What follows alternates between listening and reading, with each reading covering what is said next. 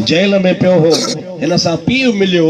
हिन जे पीउ चयो त मां सदर खे अपील थो कयां त मुंहिंजे पुट खे छॾियो। चई बाबा मूंखे अपील मुंहिंजे लाइ न कर ऐं मुंहिंजे शहादत जो दर्जो न विञाइजां। पीउ खे ईअं बि चई त अबा जॾहिं लाकू मां जेल में आयो आहियां, इन दुश्मन के मूं मारियो आ, रसूलुल्लाह जो दुश्मन समझी, बाबा मुंहिंजी शहादत न विञाए। जॾहिं लाकू मां जेल में आहियां, उहा रात निभागी हूंदी जंहिं रात मूंखे रसूलुल्लाह जो दीदार नथो थिए पियो। मूं लॻे नफ़िल भी पढ़िया, रोज़ा भी रखिया तो होसि, मिस्कीन होसि, पर मूंखे सॼी ज़िंदगी नबी करीम जो दीदार कोन थियो आहे। दीदार तॾहिं थियो आहे जॾहिं मूं न काफ़र खे मारियो आहे। हुकूमत के आलमन अपीलूं कयूं ऐं अटकल कई। ज़रदारी पंहिंजा 5 साल पूरा करे वियो, उनखे फांसी कान ॾिनई। हुयो त ज़रदारी माण्हू चवंदा ज़रदारी चरिया हन, पर चरियो कीअं हो? उन फेराए ॻिची ॿिए जे में विधो। चई बाबा मां हिनखे फांसी कोन ॾींदुसि। 5 साल पूरा थी विया। हिन असांजे वज़ीर आज़म साहब जो, गंजे साहब जो मोकिलियो आयो।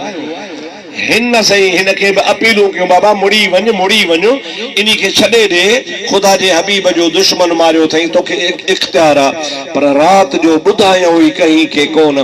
चोरी चोरी हिनखे फांसी ॾिनऊं।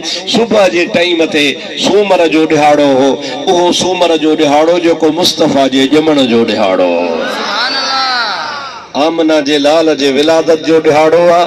हेॾो मुमताज़ कादरी जे शहादत जो ॾिहाड़ो आहे। सुबह जो टीविन ते हेॾे होॾे ख़बर हली वई, पतो पइजी वियो त मुमताज़ कादरी शहीद थी वियो। पूरे पाकिस्तान जे उलमा, मशाइखन, पीरन, फ़कीरन अपील कई त महिरबानी करे हिकिड़ो ॾिहाड़ो रखो, असां हिन जे जनाज़े में वञूं। मुंहिंजा दोस्त रावलपिंडी जो आहे हिकिड़ो बाग जो नालो आहे लियाकत बाग, 3 किलोमीटर में आहे। घणे इलाइक़े में? 3 किलोमीटर में बाग आहे। अॼु ताईं कहीं बि पार्टी जलसे में उहो बाग भरियो कोन्हे। बेनज़ीर हिकिड़ो दफ़ो उते जलसो कयो हो, वो बि बाग अधु भरे सघी अधु न भरे सघी। उनमें लाखों माण्हू ईंदा आहिनि। उन्ही में जनाज़े जो ऐलान कयूं, उहो बाग त भरजी वियो, पर पूरा हम चौरस 8 किलोमीटर माण्हू ई माण्हू आहे। रिपोर्ट जेका अख़बारूं ॾिनी आहे ऐं उते जेके माण्हू विया हुआ, उन्हनि ॿुधायो त मुमताज़ कादरी जे जनाज़े में 60 लख मुस्लमान मौजूद हुआ।